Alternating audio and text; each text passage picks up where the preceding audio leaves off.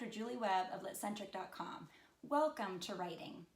Here in this video, we're going to be talking about writing diagrams. Now, sometimes we take diagrams for granted. We see them in a lot of nonfiction texts, and they usually have a lot of images associated with them and just a little bit of text that helps explain maybe a process or steps someone might go through, or just labeling of an image to better understand the body of the text in the rest of the piece.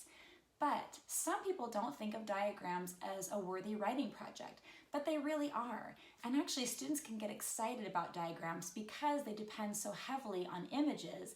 And for some students, that actually kind of eases the burden of some of the writing tasks that they need to do.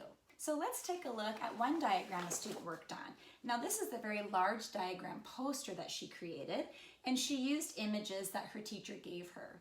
These are just photos that the teacher found online, and they depict an ocean food chain. And the task the student had to do with this diagram was to design it in a way that the reader could understand how a food chain works.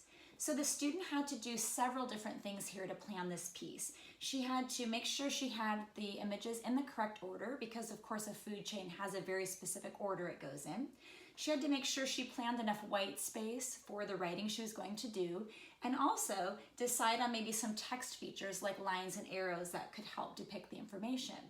Something this author did that I thought was really smart was she actually used different colors with different portions of the diagram. So the student wasn't actually asked or told to do that, but as a teacher, that gives me information a little bit extra that she understands how diagrams work and how to use visual information in her writing to help readers understand. So she wrote about here the help with the orcas eat the seals eat the fish, and the fish eat the kelp or the plants.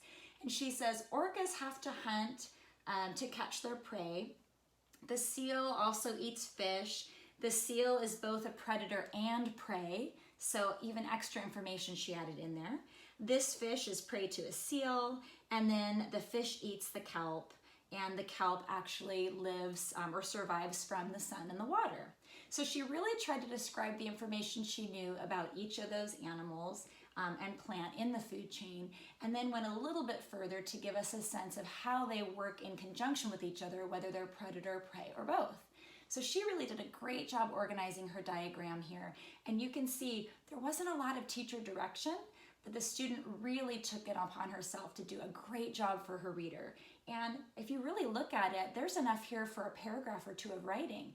And if I had asked the student to just write a paragraph or two, I probably wouldn't have gotten as much information. So you might want to try spicing up your nonfiction work and asking students to write diagrams for you. You'll probably get even more writing out of them, and probably not a lot of kids saying, I don't know what to write about. So I hope you try those with your writers and have a great day at school.